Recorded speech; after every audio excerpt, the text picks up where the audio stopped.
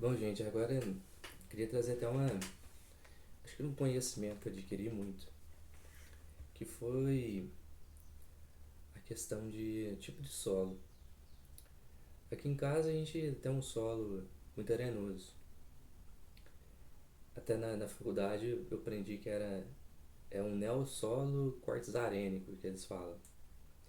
É um solo muito antigo, sabe? Um solo muito degradado e que tem uma CTC muito baixa. Solos assim, a gente tem que estar trabalhando com produtos que não sejam muito solúveis, né? Não tenha tanta solubilidade. Por quê? Principalmente no cultivo aqui, eu fazia muita adubação com nitrato ou com ureia. E essas adubações com nitrato e com ureia não estava surtindo o efeito que eu esperava, sabe? O crescimento não estava sendo aquele. E aí eu comecei a identificar isso. Falei, tá bom, a CTC desse solo é muito baixa. Se a CTC está muito baixa e eu estou colocando essa dose de ureia, de nitrato, a CTC não está segurando esse nutriente e a planta não está conseguindo absorver. Aí eu comecei a pensar em formas de estar usando um adubo que seja um adubo mais de liberação mais lenta, por causa do tipo de solo. E entendi também, usando esses adubos de liberação mais lenta, esses adubos que têm sua composição nitrogênio, potássio principalmente, esses adubos eles têm uma eficiência melhor.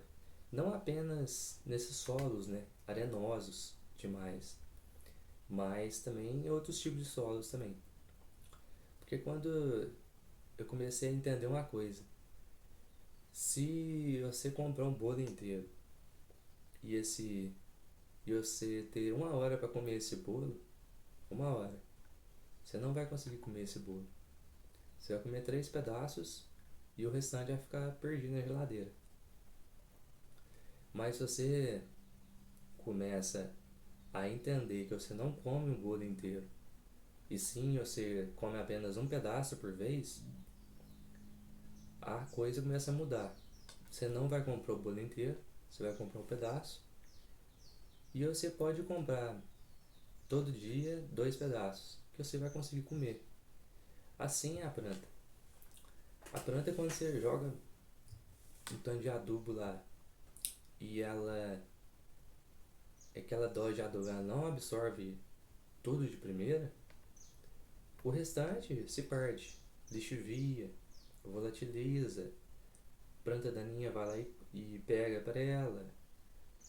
Tudo pode acontecer. Perdeu o adubo, menos a função do adubo era para adubar a planta, mas muitas vezes você está adubando é o solo. Mas quando você tem um adubo de liberação lenta, um adubo esse, que você consegue fazer um controle melhor, tanto na questão de umidade quanto em grau de liberação, né? Seja um polibren, seja um orgânico mineral, seja um ciclos, tudo isso importa. Você passa a ter um controle melhor e você passa a fornecer um nutriente que a planta precisa no momento certo. Porque muitas vezes o pessoal fala, minha lavoura vai bem porque ela é irrigada. Às vezes a gente vê muitas lavouras indo bem, não porque é irrigada.